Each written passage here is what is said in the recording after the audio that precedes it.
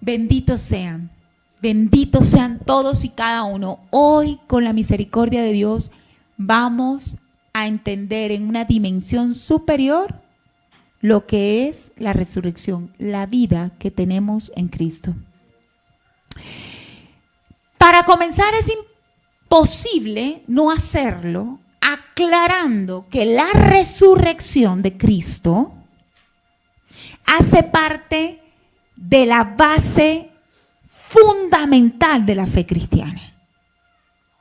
Y se los digo porque ustedes a lo largo de su vida, y entre más se metan en las escrituras y en estudios bíblicos se darán cuenta, van a tener que encontrarse muchas veces con pensamientos, doctrinas, teorías que niegan la resurrección.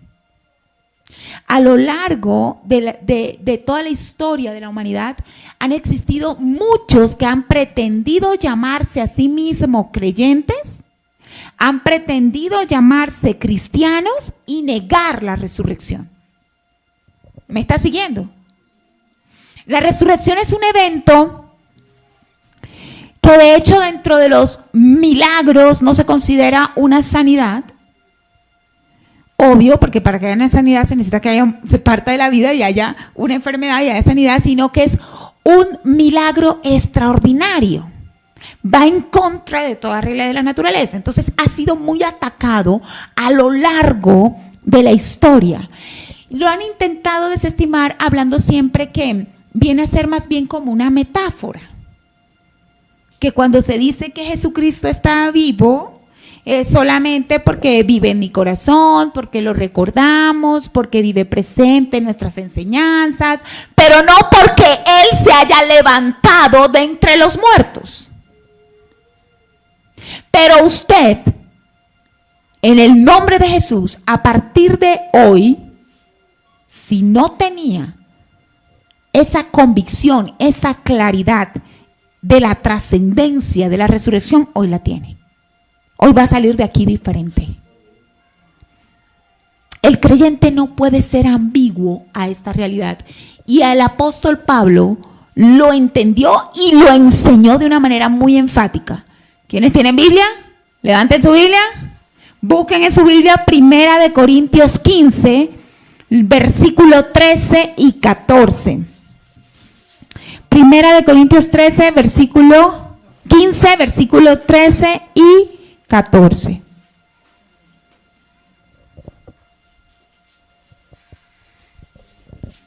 Creo que algo pasó con la imagen, ¿no? Ok. 1 Corintios 15, 13 y 14. Porque si no hay resurrección de los muertos, dice el apóstol Pablo, Cristo tampoco resucitó. Y si Cristo no resucitó, vana es entonces nuestra predicación y vana es también nuestra fe. Wow. Nuestro Señor vino a morir, ¿cierto? Su misión, y lo que hemos venido conmemorando en esta semana, es que Él vino a morir, a pagar el precio del pecado. La paga del pecado es: sin sangre no hay remisión de pecados, dice la palabra de Dios. Luego entonces todo el pecado de la humanidad, para ser redimido, para ser perdonado, exigía sangre. Esa sangre fue la que se evocó ahí sí metafóricamente, como tipo por el Cordero de la Pascua. Se derramaba esa sangre. Aquella Pascua que celebró Moisés, aquello que hemos estudiado. Pero cuando Cristo muere, su sangre paga el precio de la deuda del pecado de la humanidad. La paga completamente. El asunto es que si Cristo hubiese muerto, hubiese derramado su sangre como paga del pecado, y al morir no hubiese resucitado, ¿qué significaba eso?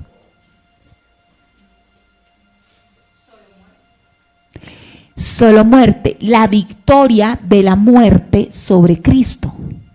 ¿Sí me explico?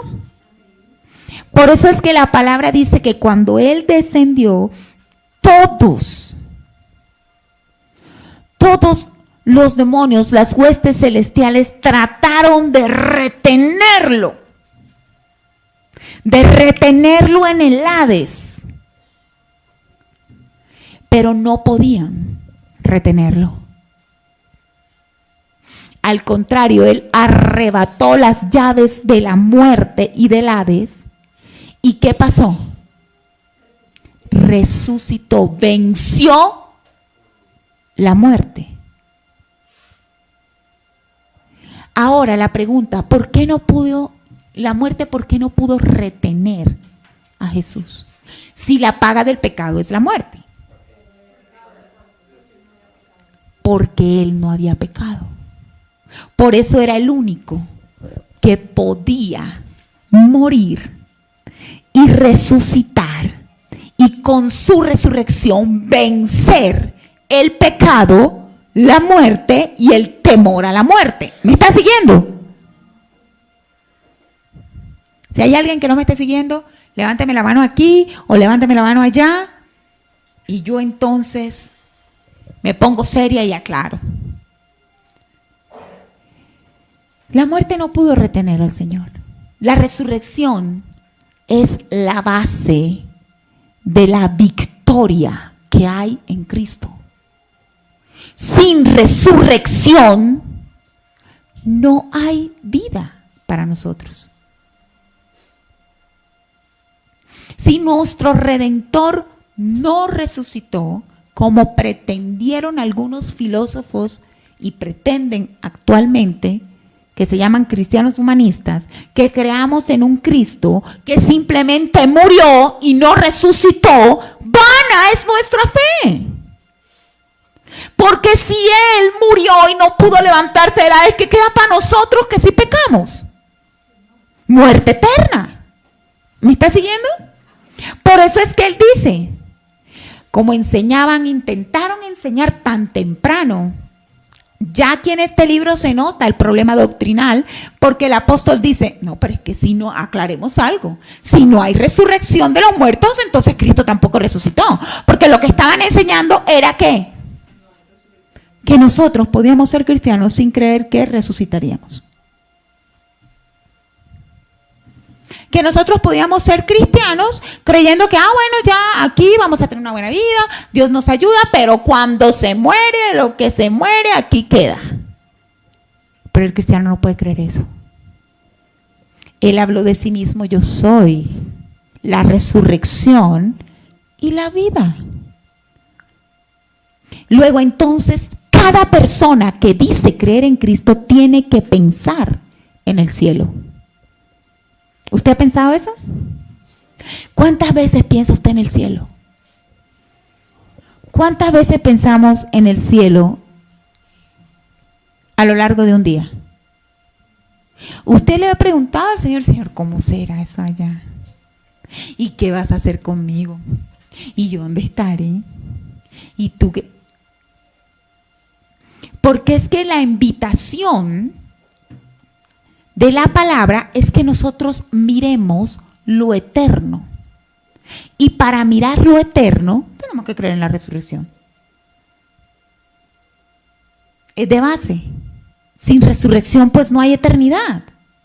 Así de sencillo. Ahora, la resurrección nos habla de la victoria sobre la mayor tragedia del ser humano.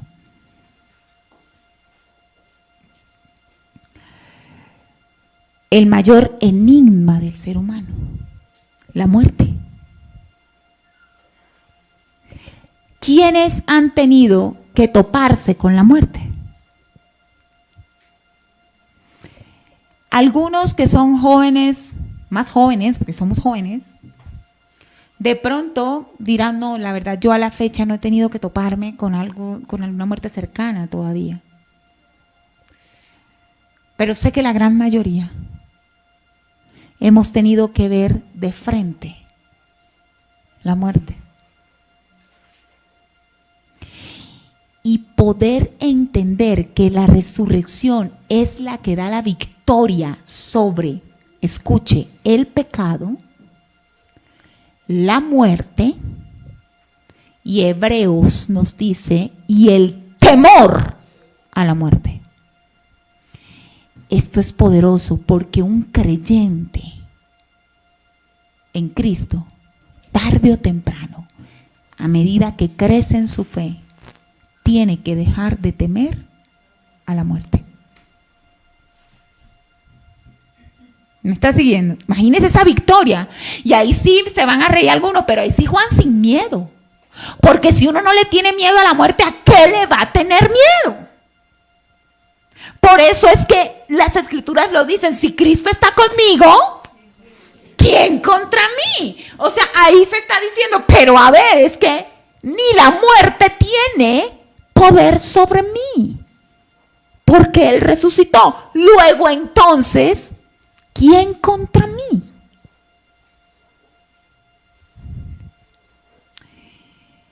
El día de hoy nosotros vamos a leer un texto que curiosamente cada domingo de resurrección Dios me lleva a ese relato, pero en diferente evangelio, y lo enseñamos y lo disfrutamos.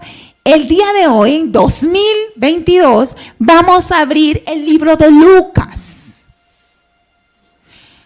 Estuve revisando el domingo de resurrección del 2021 y estudiamos el mismo relato, pero de Juan. Y el título que enseñamos se llamaba, el que me lo diga si me provoca darle como, ¿cómo que? ¿Jova? No, Jova no.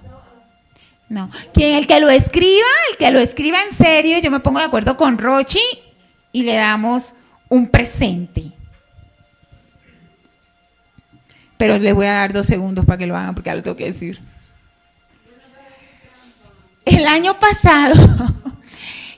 pasado, el Señor nos ministró mediante el título ¿Por qué lloras? ¿Por qué lloras? Tuvieron unos, pero a esto, ¿por qué lloras? Hoy también será una pregunta, pero realmente es diferente. Voy a leer Lucas 24, del versículo 1 al versículo 12. Quien lo tenga, levante la mano, por favor. Eso, los que están más demoraditos, tranquilos, busquen por el índice para que puedan llegar. Lucas 24, del 1 al 12. Dice así. El primer día de la semana, muy de mañana, vinieron al sepulcro. Y lo digo yo entre paréntesis, se está refiriendo a unas mujeres, trayendo las especies aromáticas que habían preparado y algunas otras mujeres con ellas. Y hallaron removida la piedra del sepulcro, y entrando no hallaron el cuerpo del Señor Jesús. Aconteció que estando ellas perplejas por esto, he aquí se pararon junto a ellas 2 varones con vestiduras resplandecientes. Y como tuvieron temor y bajaron el rostro a tierra, les dijeron: ¿por qué buscáis entre los muertos al que vive? No está aquí, sino que ha resucitado. Acordaos de los que os habló cuando aún estaba en Galilea, diciendo: es necesario que el Hijo del Hombre sea entregado en manos de hombres pecadores y que sea crucificado y resucite al tercer día. Entonces ellas se acordaron de sus palabras y volvieron del sepulcro. Dieron nuevas de todas estas cosas a los 11 y a todos los demás. Eran María Magdalena y Juana y María, madre de Jacobo, y las demás con ellas, quienes dijeron estas cosas a los apóstoles. Mas ellos les parecía locura las palabras de ellas, y no las creían. Pero levantándose Pedro, corrió al sepulcro, y cuando miró dentro, vio los lienzos solos y se fue a casa maravillándose de lo que había sucedido. Amén. Título: ¿por qué buscáis entre los muertos al que vive? Esta pregunta fue hecha a María Magdalena. También nos dice que a María, la madre de Jacobo, y nos menciona a Juana, y después nos dice que había incluso otras mujeres. Pero es evidente que esta pregunta tiene vigencia todavía para aún aquellos que, como María Magdalena, como María la madre de Jacobo, como Juana y como esas otras mujeres, habían decidido seguir a Cristo. Habían decidido seguir a Cristo. Pero lo cierto es que ellas tuvieron que presenciar esa escena del Calvario. La palabra nos dice que cuando bajaron al Señor de la cruz, el tiempo era muy corto para que oscureciera. Y por eso se entiende, se deduce que Él fue llevado presurosamente a la tumba, a tal punto que no se pudo llevar a cabo con todo el ritual que para un cadáver se tenía en la cultura judía de la época. Todas aquellas hierbas aromatizantes con las cuales tenía que ser bañado, tenía que ser vendado. Y resulta que esto fue viernes y entonces entra sábado, día de reposo. Y no era posible hacerlo. Por eso dice que ellas el domingo muy de mañana, en la madrugada, ya no veían el día que amaneciera, para irse a la tumba y poder llevar a cabo ese ritual. Pero recuerdan que Él no fue ungido muerto. Él fue ungido vivo. Si recuerdan cuando en aquellas escenas aquella mujer quebranta su perfume de alabastro y no faltó el comentario de quien ya sabemos. ¡Wow! Pero eso tan costoso, ese perfume tan costoso, ¿cómo se lo derramaron? Judas, el más preocupado, el líder de las ONG, dice, uy, eso lo hubiéramos podido usar para los pobres. La Biblia dice, lo dijo porque sustraía de la bolsa. Y cuando vio todo ese dinero ahí derramado, le dolió. Y el Señor le dice, por Dios, déjala. Me ha ungido para mi muerte. Él fue ungido vivo porque vive eternamente. Y la adoración es para el que vive, no para el que está muerto. Y resulta que en Marcos 16, 1-3, nos dice este mismo relato, pero nos cuenta algo interesante. Dice, cuando pasó el día de reposo, María Magdalena, María, la madre de Jacobo, y aquí menciona a Salomé, en el otro mencionaba a Juana, pero es que sabemos que habían otras mujeres, compraron especies aromáticas para ir a ungirle, y muy de mañana, el primer día de la semana, vinieron al sepulcro, ya salido el sol, pero decían entre sí, ¿quién nos removerá la piedra de la entrada del sepulcro?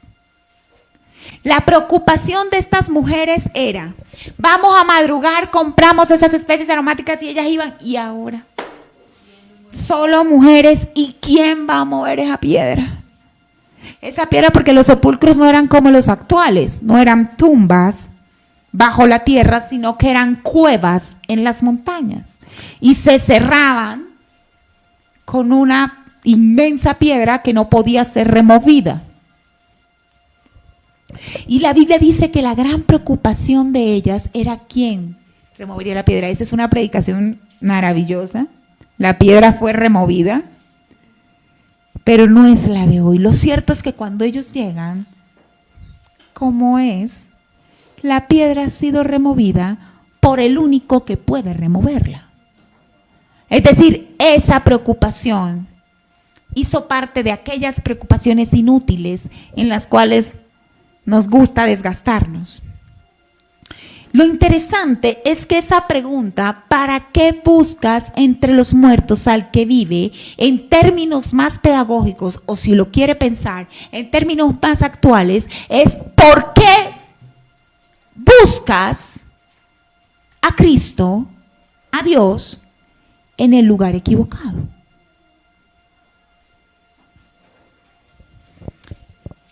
Los ángeles le dicen, ¿por qué están aquí, buscando a quien no puede estar aquí sencillamente porque no está muerto? ¿Sí me estoy dando a entender?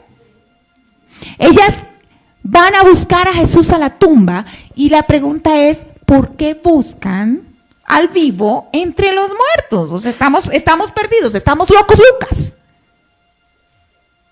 Pero cuando aterrizamos aún más y escarbamos en esta incógnita, es ¿por qué buscas a Dios en el lugar equivocado? Y tengo a lo menos dos respuestas. Sé que se ha ido el tiempo, no se asuste, voy a ser juiciosa, voy a ser enfática. Gracias, amiga. Porque me dijeron que no importa, así que el almuercito de los que están allá, que se los lleven y van almorzando. La primera respuesta a ese ¿por qué buscas entre los muertos al que vive? O ¿por qué buscas a Dios en el lugar equivocado? Es porque no recibimos las palabras de Jesús. ¡Oh! ¿Cómo voy a decir eso de María Magdalena, de María la madre de Jacobo, de Juana, de Salomé y de todas esas mujeres que estaban ahí? Es real. Se lo voy a comprobar.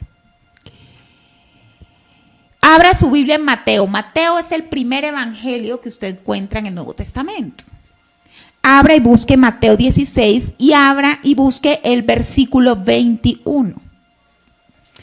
En este pasaje que vamos a leer se evidencia claramente cómo Jesús comenzó a hacer pedagogía a sus discípulos respecto a su muerte y su resurrección. Mateo 16, 21 dice, desde entonces comenzó, o sea, de allí comenzó, eso siguió, comenzó Jesús a declarar a sus discípulos que le era necesario ir a Jerusalén y padecer mucho de los ancianos, de los principales sacerdotes y de los escribas, y lea conmigo si logró encontrar el pasaje, y ser muerto y resucitar al tercer día.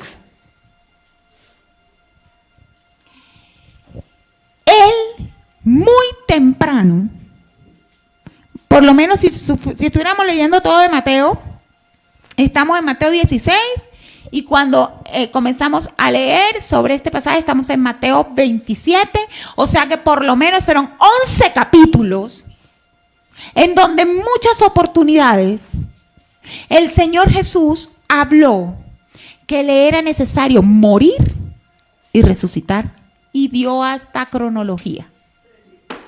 3 días. Pero cuando Jesús hablaba de su muerte, chocaba esa verdad, esa profecía, eso que él hablaba sobre sí mismo, chocaba con la mente de sus discípulos. Ellos no recibían esa parte. Ellos eran selectivos en lo que recibían de parte de Jesús, al punto que bueno, cuando él le dijo que dejaran las redes y lo siguieran, ok, te seguimos. Cuando vayan y prediquen y liberen, ok, se le hace. Pero cuando él les decía, ok, ahora yo voy a morir, los discípulos no podían con eso. Es tremendo porque los discípulos, en los versículos anteriores, usted va a tener que leer Mateo porque yo no puedo leérselo ahora, pero en los versículos anteriores de ese capítulo 16 es cuando Pedro tiene la revelación y le dice, tú eres el Cristo. Esto es interesante porque los discípulos conocían la identidad de Cristo, pero los discípulos no conocían la misión, ni podían entender ni aceptar el hecho de que tenía que sufrir y padecer y morir y resucitar. ¿Qué pasó ahí? El que hace unos minutos dijo, tú eres el Cristo, y con eso le está diciendo, tú eres Dios. Pongámoslo en términos actuales. O sea, después de ti, la pared. Unos versículos más adelante lo está increpando. Lo está censurando. Unos versículos más adelante le está diciendo al que acaba de decir, tú eres Dios, le está diciendo, no, ni se te ocurra. ¿Qué es eso de morir y de resucitar? No. En ninguna manera te pase a ti eso. ¿Se está dando cuenta?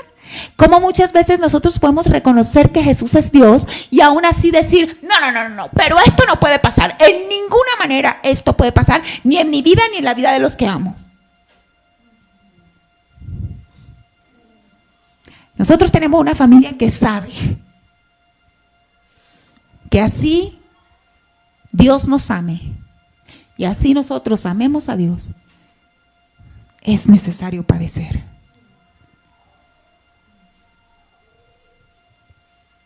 Es necesario padecer. Ellos no aceptaron esta parte. Y aquí hay algo muy importante, y es que para la humanidad en general, contemplar que dentro de los planes de Dios pueda haber sufrimiento es un problema.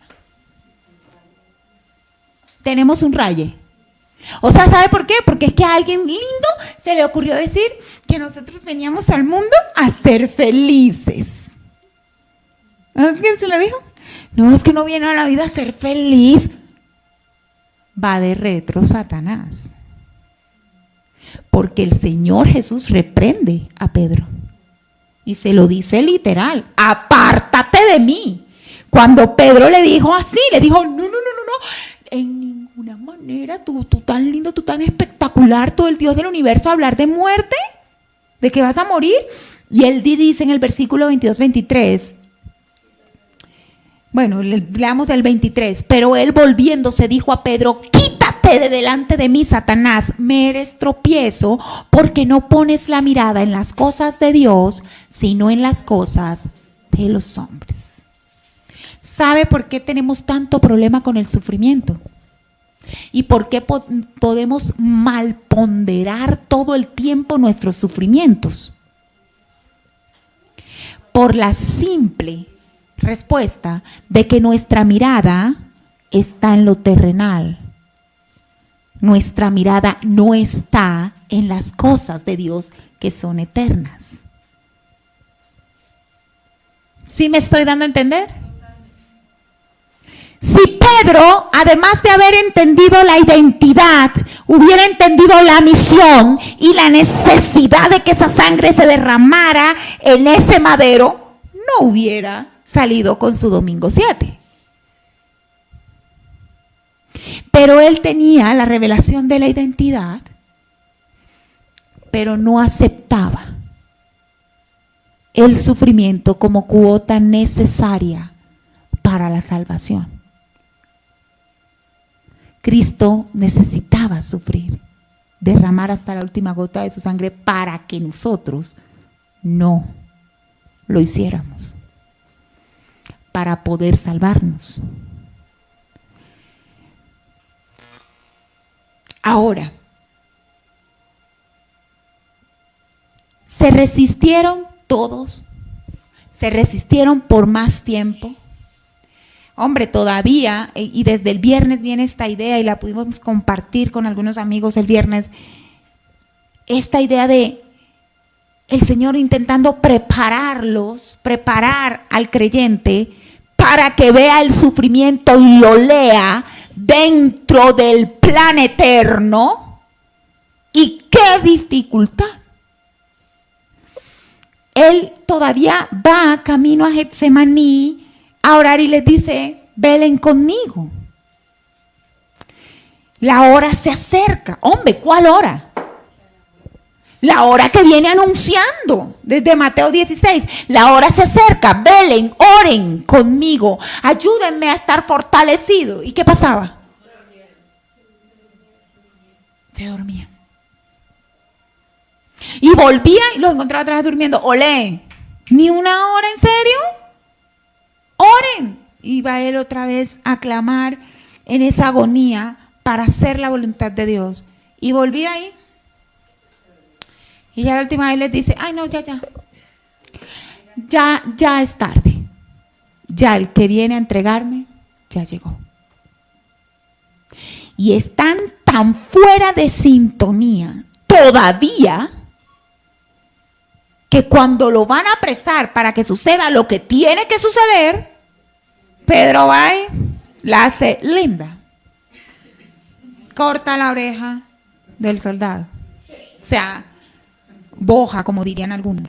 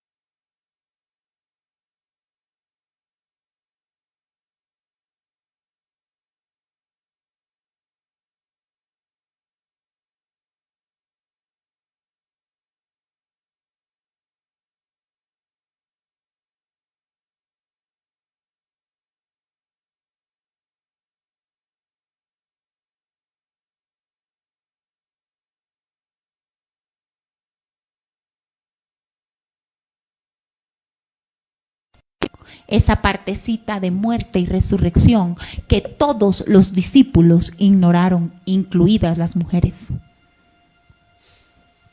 Una atención selectiva.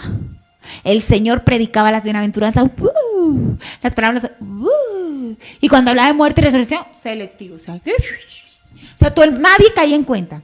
Pero hay una prueba escritural, no voy a leer todo el pasaje, pero anótelo en sus apuntes. En Mateo 27, del 62 al 66, está la prueba de que los inconversos sí recordaban las palabras de Jesús.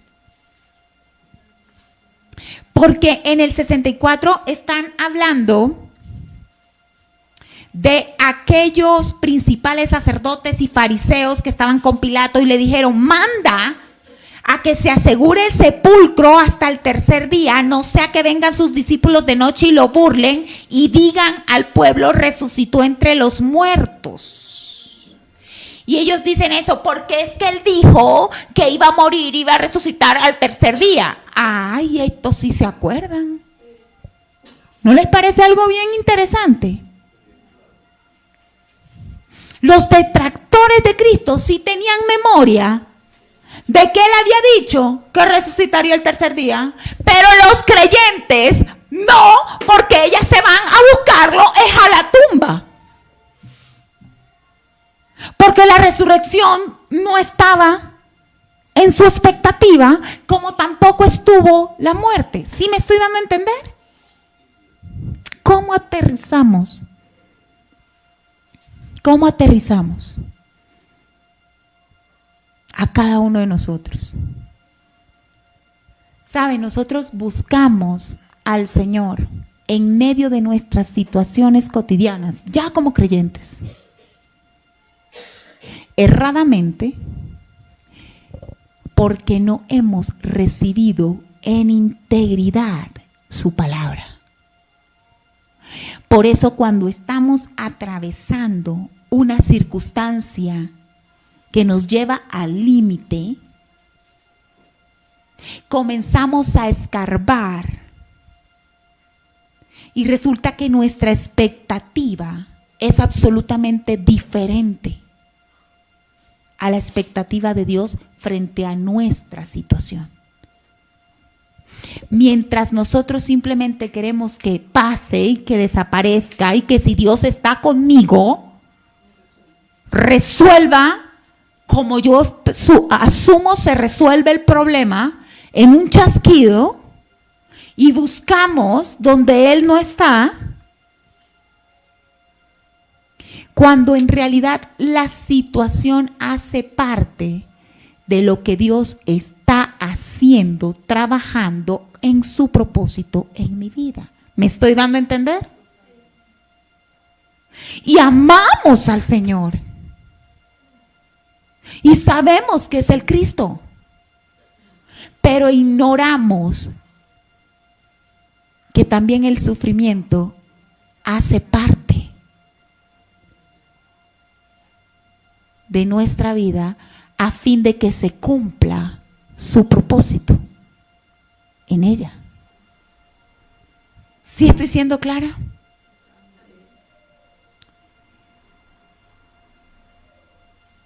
Cuando nos negamos a renunciar a nuestras expectativas para abrazar el perfecto plan del Señor, entonces realmente estamos desconociendo el principio de la salvación, que es muerte y resurrección. Dios tiene que matar muchas veces en nuestra vida lo que no sirve para resucitarlo a su manera. ¿Sí me estoy dando a entender? La bendición, la buena noticia es que donde hay muerte en el cristiano, ¿hay qué? En Él. Hay resurrección en Él. Por eso cuando morimos a nuestra carne, vivimos en el Espíritu. Cuando decimos que morir a nosotros mismos, no es simplemente darnos palo y quedar por el suelo, sino que esa muerte en la carne implica resurrección al Espíritu. Vivir para Él. Y entender la resurrección es saber que si venció la muerte, lo puede todo. En tu vida, en mi vida, lo puede todo. ¿Por qué buscas entre los muertos al que vive? ¿Por qué seguimos con la expectativa equivocada de que Dios va a estar en el lugar equivocado? Dios va a estar en lo que ya mató. No, es que si lo mató, Él ahí no está. ¿Sí me explico? Hay vida en Él en otro escenario. Siempre es un principio. El cristiano, cuando se aferra, y ese es el segundo punto, a la tumba, es porque no ha entendido la resurrección, lo que hay en la vida. Y es que la segunda respuesta de por qué buscas al que vive entre los muertos, ¿por qué buscas a Dios en el lugar equivocado? La segunda respuesta es porque nos aferramos al pasado. Lo primero es porque somos selectivos y no queremos asumir el plan que Dios tiene con nosotros y que ese plan implica atravesar y morir. No. Queremos que todo sea color de rosa. Y la segunda es porque nos aferramos al pasado. Resulta que ellas hicieron esta brigada, ¿no? Ellas hacen esta brigada, se van tempranito, compran todas estas hierbas aromatizantes, se presentan, están preocupadas por la piedra, quién la va a mover, pero ellas van con la mirada en algo. ¿En qué? Nadie se ha puesto a pensar lo que era ungir ese cuerpo 3 días después.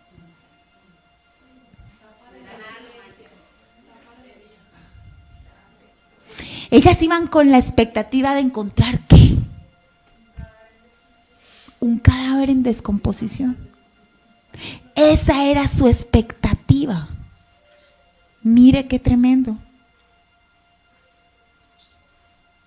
Ellas iban por un premio de consolación. Querían consolarse echándole perfumes, por lo menos, al cuerpo descompuesto de su amado. Era un dolor profundo para ellas pensar que no pudieron ni siquiera ungirlo. Y se iban a aferrar a ese cuerpo descompuesto. Y resulta que se encuentran con que ese cuerpo no está ahí. Y se encuentran con que Él está vivo. Y tendrían que aprender a relacionarse con Cristo de una manera diferente. Ya no como lo habían hecho durante esos 3 años, sino en el Espíritu Santo. Aprender a disfrutar de su presencia por medio del Espíritu Santo y ya no de, ay, vamos a comer, ahí nos cansamos, vamos a dormir, vamos a buscar la posada, ay, yo te busco allá donde María de Tania, de pronto nos reciben. Si ven, ya ese tipo de comunión había muerto. ¿Sí me estoy dando a entender? Amados, es necesario dejar de buscar en el pasado. Nuestro Señor está vivo. Estamos en un presente en el que Él está moviendo. Y tenemos una promesa de futuro, de victoria en Él.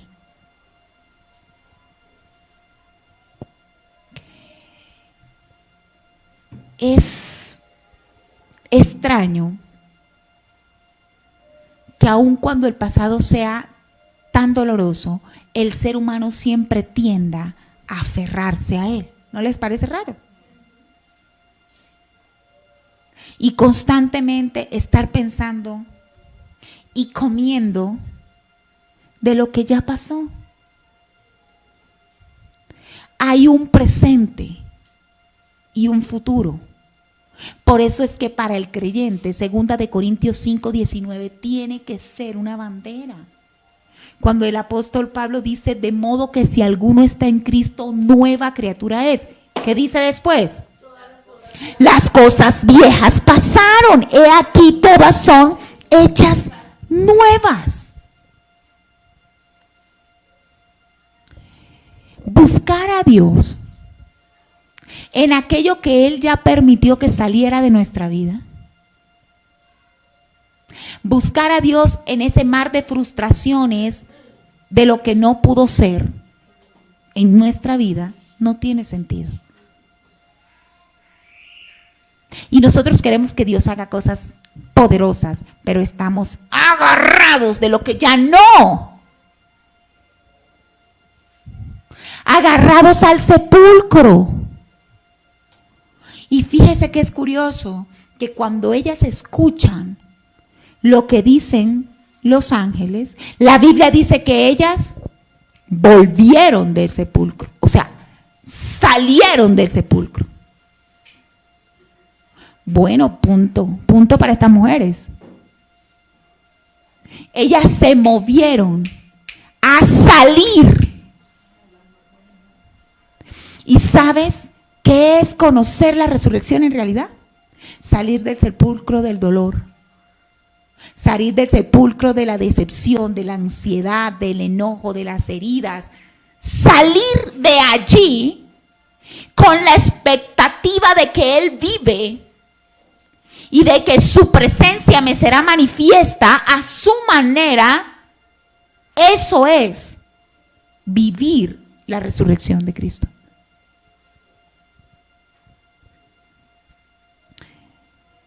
En Apocalipsis, en una de las cartas que el apóstol Juan escribe, inspirado por el Espíritu, para una de las iglesias de la época, dice: tú que tienes fama que vives, pero estás muerto. Esto es duro, porque llega un punto en que la religiosidad puede apoderarse tanto del ser humano que puede tener fama de que vive cuando en realidad está muerto.